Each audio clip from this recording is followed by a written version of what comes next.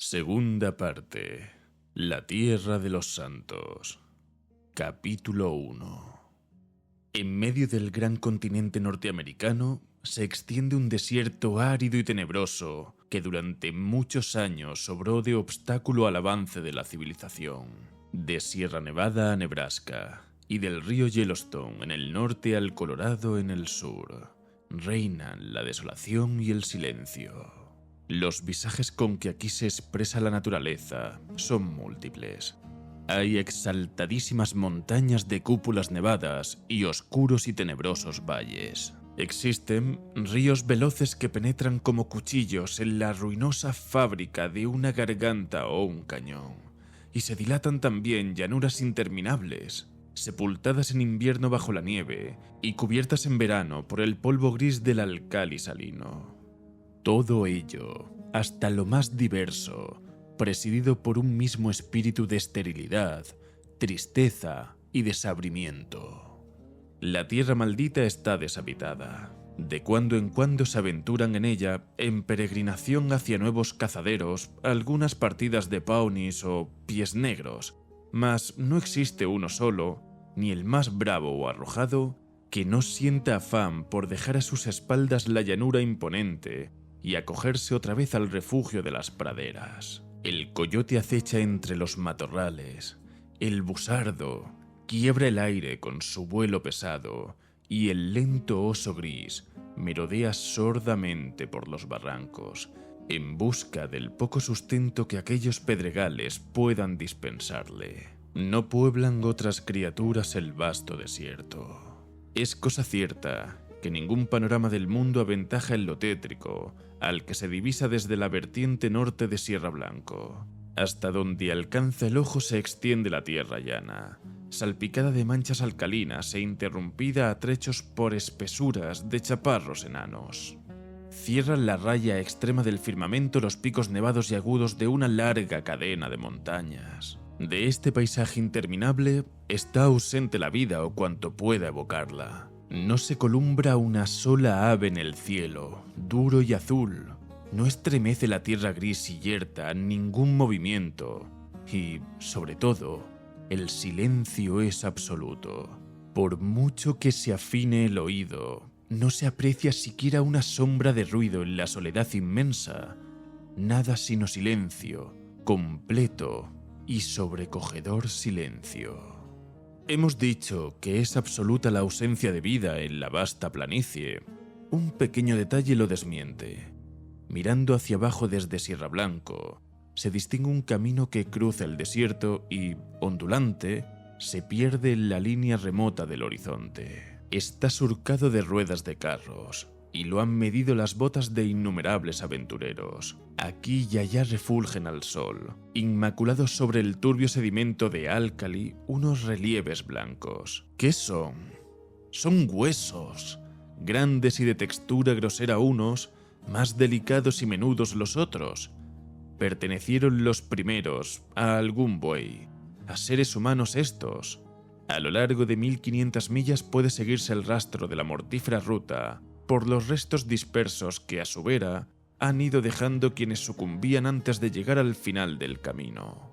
Tal era el escenario que, el día 4 de mayo de 1847, se ofrecía a los ojos de cierto solitario viajero. La apariencia de éste semejaba a propósito para tamaños parajes. Imposible habría resultado, guiándose por ella, afirmar si frisaba en los 40 o en los 60 años. Era de rostro enjuto y macilento.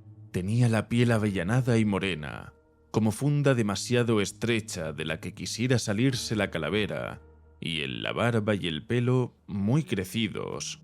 El blanco prevalecía casi sobre el castaño. Los ojos se hundían en sus cuencas, luciendo con un fulgor enfermizo, y la mano que sostenía el rifle apenas si estaba más forrada de carne que el varillaje de los huesos. Para tenerse en pie, había de descansar el cuerpo sobre el arma, y sin embargo, su espigada figura y maciza óseamente detonaban una constitución ágil y férrea al tiempo. En la flaqueza del rostro y en las ropas que pendían holgadas de los miembros resecos se adivinaba el porqué de ese aspecto decrépito y precozmente senil. Aquel hombre agonizaba de hambre y de sed. Se había abierto trabajosamente camino a lo largo del barranco, y hasta una leve eminencia después, en el vano propósito de descubrir algún indicio de agua. Ahora se extendía delante suyo la infinita planicie salada, circuida al norte por el cinturón de montañas salvajes, monda toda ella de plantas, árboles o cosas alguna que delatara la existencia de humedad. No se descubría en el ancho espacio un solo signo de esperanza. Norte, oriente y occidente fueron escudriñados por los ojos interrogadores y extraviados del viajero. Habían llegado a término, sí, sus correrías, y allí, en aquel risco árido, solo le aguardaba la muerte. ¿Y por qué iba a ser de otro modo? ¿Por qué no ahora mejor que en un lecho de plumas, dentro quizá de 20 años? Murmuró mientras se sentaba al abrigo de un peñasco. Antes de adoptar la posición sedente, había depositado en el suelo el rifle inútil y junto a él un voluminoso fardo, al que servía de envoltorio un manto gris pendiente de su hombro derecho. Se diría el bulto en exceso pesado para sus fuerzas, porque al ser apeado dio en tierra con cierto estrépito. De la envoltura gris escapó un pequeño gemido y una carita asustada, de ojos pardos y brillantes, y dos manezuelas gorditas y pecosas asomaron por fuera. «¡Me has hecho daño!», gritó una reprobadora voz infantil. «¿De verdad?», contestó pesaroso el hombre. «Ha sido sin querer». Y mientras tal decía, deshizo el fardo y rescató de él una hermosa criatura de unos 5 años de edad, cuyos elegantes zapatos y bonito vestido rosa, guarnecido de un pequeño delantal de hilo, pregonaban a las claras la mano providente de una madre. La niña estaba pálida y delgada, aunque por la lozanía de brazos y piernas se echaba de ver que había sufrido menos que su compañero. «¿Te sientes bien?», preguntó este con ansiedad, al observar que la niña seguía frotándose los rubios bucles que cubrían su nuca. «Cúrame con un besito», repuso ella en un tono de perfecta seriedad, al tiempo que le mostraba la parte dolorida. «Eso solía hacer mamá. ¿Dónde está mamá?». «No está aquí. Quizá no pase mucho tiempo antes de que la veas». «¿Se ha ido?», dijo la niña. «Qué raro. No me ha dicho adiós. Me decía siempre adiós, aunque solo fuera antes de ir a tomar el té a casa de la tita. Y lleva 3 días fuera. Qué seco está esto. Dime, ¿no hay agua ni nada que comer?». «No, no hay nada, Primor. Aguanta un poco y verás que todo sale bien. Pon tu cabeza junto a la mía. Así. ¿Te sientes más fuerte? No es fácil hablar cuando se tienen los labios secos como el esparto, aunque quizá vaya siendo hora de que ponga las cartas boca arriba. ¿Qué guardas ahí?». «Cosas bonitas. Mira qué cosas tan preciosas», exclamó entusiasmada la niña mientras mostraba 2 refulgentes piedras de mica. «Cuando volvamos a casa, se las regalaré a mi hermano Bob». «Verás dentro de poco aún cosas mejores», repuso el hombre con aplomo. «Ten paciencia. Te estaba diciendo, ¿recuerdas cuando abandonamos el río?». «¡Claro que sí!». «Pensamos que había otros ríos, pero no han salido las cosas a derechas. El mapa o los compases o lo que fuere nos ha jugado una mala pasada y no se ha dejado ver río alguno. Hay todavía unas gotitas para las personas como tú y no te has podido lavar», atajó la criatura, a la par que miraba con mucha gravedad el rostro de su compañero. ni tampoco beber. El primero en irse fue el señor Bender, y después el indio Pete, y luego la señora MacGregor, y luego Johnny Holmes, y luego Primor, tu madre. ¿Entonces mi madre está muerta también? Gimió la niña, escondiendo la cabeza en el delantal y sollozando amargamente. Todos han muerto, menos tú y yo. Pensé que encontraríamos agua en esta dirección, y contigo al hombro me puse de camino. No parece que hayamos prosperado. Dificilísimo será que salgamos adelante. ¿Nos vamos a morir entonces? Preguntó la niña conteniendo los sollozos y alzando su carita surcada por las lágrimas. Temo que sí. ¿Y cómo no me lo has dicho hasta ahora? Exclamó con júbilo la pequeña. Me tenías asustada. Cuanto más rápido nos muramos, naturalmente, antes estaremos con mamá. Sí que lo estarás, Primor. Y tú también. Voy a decirle a mamá lo bueno que has sido conmigo. Apuesto a que nos estará esperando a la puerta del paraíso con un jarro de agua en la mano y muchísimos pasteles de alforfón, calentitos y tostados por las dos caras, como los que nos gustaban a Bob y a mí. ¿Cuánto faltará todavía? No sé. Poco. Los ojos del hombre permanecían clavados en la línea norte del horizonte, sobre el azul del cielo, y tan rápido que semejaban crecer a cada momento, habían aparecido 3 pequeños puntos.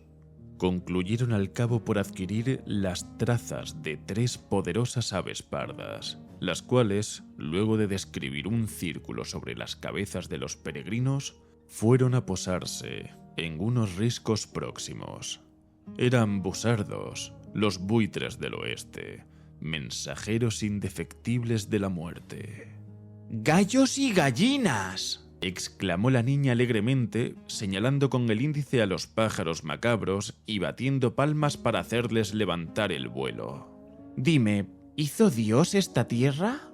Naturalmente que sí, repuso el hombre, un tanto sorprendido por lo inesperado de la pregunta. Hizo la de Illinois, allá lejos, y también la de Missouri, prosiguió la niña. Pero no creo que hiciera esta de aquí. Esta de aquí está mucho peor hecha. El que hizo se ha olvidado del agua y de los árboles. ¿Y si rezaras una oración?, sugirió el hombre tras un largo titubeo. No es aún de noche. Da lo mismo. Se sale de lo acostumbrado, pero estoy seguro de que a él no le importará. Di las oraciones que decías todas las noches en la carretera, cuando atravesábamos los llanos. ¿Por qué no rezas tú también?, exclamó la niña, con ojos interrogadores. Se me ha olvidado rezar. Llevo sin rezar desde que era un mocoso al que doblaba en altura este rifle que ves aquí. Aunque, bien mirado, nunca es demasiado tarde. Empieza tú, y yo me uniré en los coros. Pues vas a tener que arrodillarte igual que yo, dijo la pequeña posando el mantón en tierra. Levanta las manos y júntalas. Así. Parece como si se sintiera uno más bueno. Curiosa escena la que se desarrolló entonces a los ojos de los busardos, únicos e indiferentes testigos. Sobre el breve chal, codo con codo, adoptaron la posición orante ambos peregrinos, la niña versátil y el arrojado y rudo aventurero. Estaba la tierna carita de la niña y el rostro anguloso y macilento del hombre vueltos con devoción pareja hacia el cielo limpio de nubes, en pos del ser terrible que de frente los contemplaba, mientras las 2 voces, frágil y clara una, áspera y profunda la otra, se fundían en un solo ruego de misericordia y perdón. Concluida la oración, se recogieron de nuevo al abrigo de la roca, cayendo dormida al cabo la niña en el regazo de su protector. Vigiló durante un tiempo el sueño de la pequeña, mas la naturaleza, finalmente, lo redujo también a su mandato inexorable. 3 días y 3 noches llevaba sin concederse un instante de tregua o reparador descanso. Lentamente los párpados se deslizaron sobre los ojos fatigados y la cabeza fue hundiéndose en su pecho, hasta, confundida ya la barba gris del hombre con los rizos dorados de la niña, quedar ambos caminantes sumidos en idéntico sueño, profundo y horro de imágenes. Media hora de vigilia hubiera bastado al vagabundo para contemplar la escena que ahora verá el lector. En la remota distancia, allí donde se hace la planicie fronteriza del cielo, se insinuó una como nubecilla de polvo, muy tenue al principio y apenas distinguible de la colina en que se hallaba envuelto el horizonte. Después, de superior tamaño y, al fin, rotunda y definida. Fue aumentando el volumen de la nube, causada, evidentemente, por alguna muchedumbre o concurrencia de criaturas en movimiento. A ser aquellas tierras más fértiles, habría podido pensarse en el avance de una populosa manada de bisontes, mas no es un suelo sin hierba sino a propósito para que en él paste el ganado. Próximo ya el torbellino de polvo a la solitaria eminencia donde reposaban los 2 náufragos de la pradera, se insinuaron tras la bruma contornos de carretas guarnecidas con toldos y perfiles de hombres armados, caballeros en sus monturas. Se trataba de una expedición al oeste, y ¡qué expedición! Llegado uno de los extremos de ella a los pies de la montaña, aún seguía el otro perdido en el horizonte. A través de la llanura toda se extendía la caravana enorme, compuesta de galeras y carros, hombres a pie y hombres a caballo. Innumerables mujeres procedían vacilantes con su equipaje a cuestas, y los niños se afanaban detrás de los vehículos o asomaban las cabecitas bajo la envoltura blanca de los toldos. No podían ser estas gentes simples emigrantes.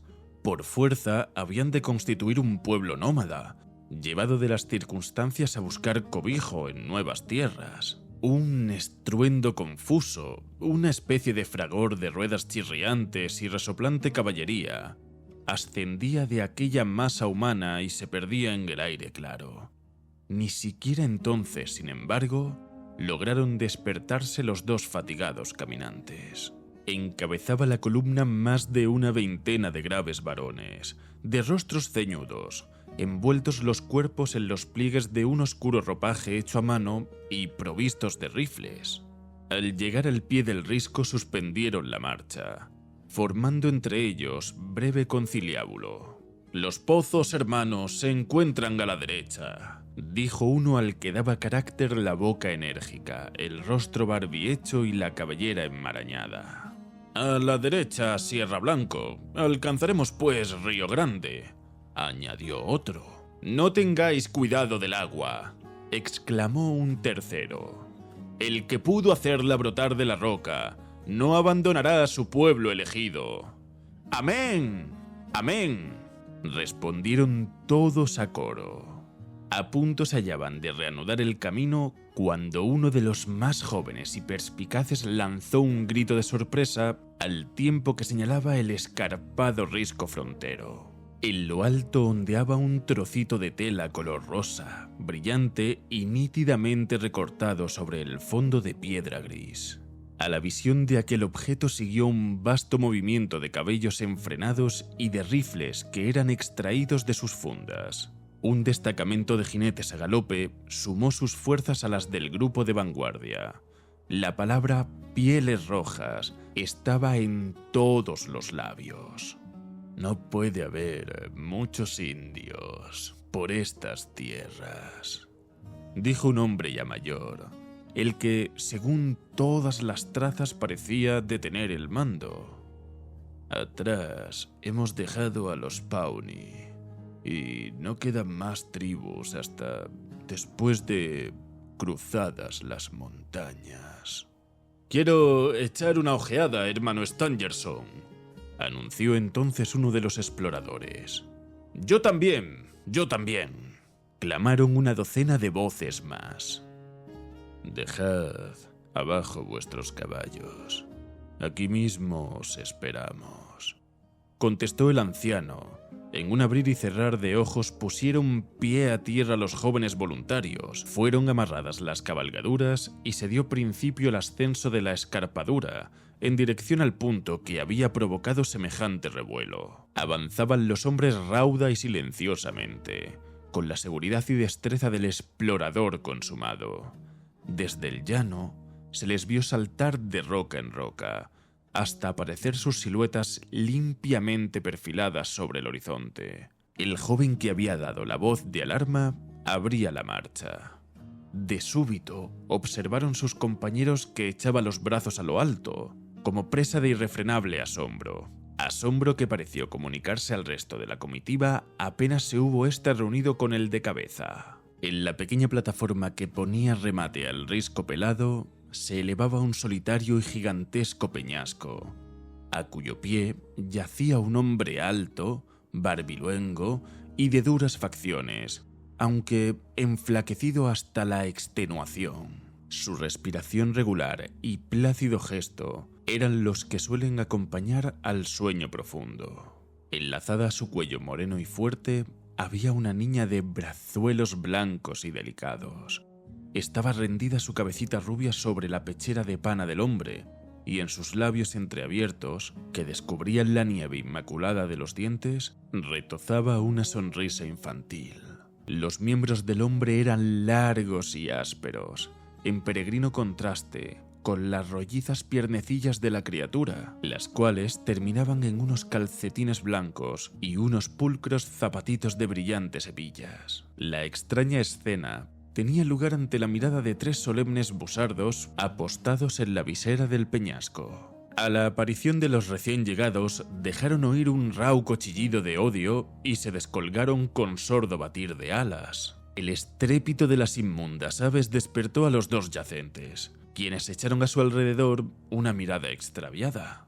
El hombre recuperó, vacilante, la posición erecta y tendió la vista sobre la llanura, desierta cuando le había sorprendido el sueño y poblada ahora de muchedumbre enorme de bestias y seres humanos. Ganado por una incredulidad creciente, se pasó la mano por los ojos.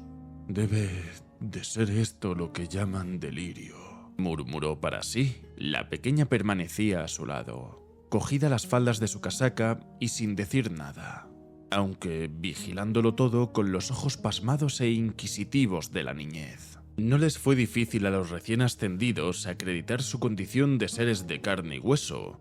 Uno de ellos cogió a la niña y la atravesó sobre los hombros, mientras otros 2 asistían a su desmadejado compañero en el descenso hacia la caravana. «Me llamo John Ferrier», explicó el caminante. «La pequeña y yo somos cuanto queda de una expedición de 21 miembros. Allá en el sur, la sed y el hambre han dado buena cuenta del resto». «¿La niña es hija tuya?», preguntó uno de los exploradores. «Por tal la tengo», repuso desafiante el aventurero. «Mía es porque la he salvado. Nadie va a arrebatármela. De ahora en adelante se llamará Lucy Ferrier. Pero, ¿quiénes sois vosotros?», prosiguió mirando con curiosidad a sus fornidos y atezados rescatadores. «En verdad que no se os puede contar con los dedos de una mano». «Sumamos cerca de 10.000», dijo uno de los jóvenes. «Somos los hijos perseguidos de Dios, los elegidos del ángel Moroni». «Nunca he oído hablar de él», replicó el caminante. «Pero a la vista está que no le faltan amigos». «No use ironía con el sagrado», repuso el otro en tono cortante. «Somos aquellos que tienen puesta su fe en las santas escrituras, plasmadas con letra egipcia sobre planchas de oro batido y confiadas a Joseph Smith en el enclave de Palmira». El hombre de Nobu pareció despabilar la memoria de John Ferrier. Entonces, dijo, «Sois mormones». «En efecto, somos los mormones», repusieron todos a una sola voz. «¿Y dónde os dirigís?» «Lo ignoramos. La mano de Dios guía a los mormones por medio de su profeta. A él te conduciremos. Él decidirá tu suerte». Habían alcanzado ya la base de la colina, donde se hallaba congregada una multitud de peregrinos, mujeres pálidas y de ojos medrosos, niños fuertes y reidores, varones de expresión alucinada. A la vista de la juventud de uno de los extraños y de la depauperación del otro, se elevaron de la turba gritos de asombro y conmiseración. No se detuvo, sin embargo, el pequeño cortejo, sino que se abrió camino, seguido de una gran copia de mormones, hasta una carreta que sobresalía de las demás por su anchura excepcional e inusitada elegancia. 6 caballos se hallaban uncidos a ella, en contraste con los 2 o 4 a lo sumo que tiraban de las restantes. Junto al carrero se sentaba un hombre de no más de 30 años, aunque de poderosa cabeza y la firme expresión que distingue al caudillo. Estaba leyendo un volumen de lomo oscuro que dejó a un lado a la llegada del gentío. Tras escuchar atentamente la relación de lo acontecido, se dirigió a los 2 malaventurados. «Si hemos de recogeros entre nosotros», dijo solemnemente, «será solo a condición de que abracéis nuestro credo. No queremos lobos en el rebaño. Pluga a Dios 1000 veces que blanqueen vuestros huesos en el desierto, antes de que seáis la manzana podrida que con el tiempo contamina a las restantes. ¿Aceptáis los términos del acuerdo?» «No hay términos que ahora puedan parecerme malos», repuso Ferrier con tal énfasis que los solemnes ancianos no acertaron a reprimir una sonrisa. Solo el caudillo perseveró en su terca y formidable seriedad. «Hermano Stangerson», dijo, «hazte cargo de este hombre y de la niña, y dales comida y bebida. A ti confío la tarea de instruirles en nuestra fe. Demasiado larga ha sido ya la pausa. Adelante, adelante hacia Sion. Adelante hacia Sion». Bramó la muchedumbre de mormones y el grito corrió de boca en boca a lo largo de la caravana, hasta perderse como un murmullo en la distancia remota. Entre estallidos de látigos y crujir de ruedas reanudaron la marcha las pesadas carretas, volviendo a serpentear al pronto en el desierto la comitiva enorme. El anciano bajo cuya tutela habían sido puestos los recién hallados condujo a estos a su carruaje y allí les dio el prometido sustento. «Aquí permaneceréis», les dijo. «A no mucho tardar os habréis recuperado de vuestras fatigas. Recordad, mientras tanto, que compartís nuestra fe y la compartís para siempre. Lo ha dicho Brigham Young, y lo ha dicho con la voz de Joseph Smith, cuya voz es también la voz de Dios».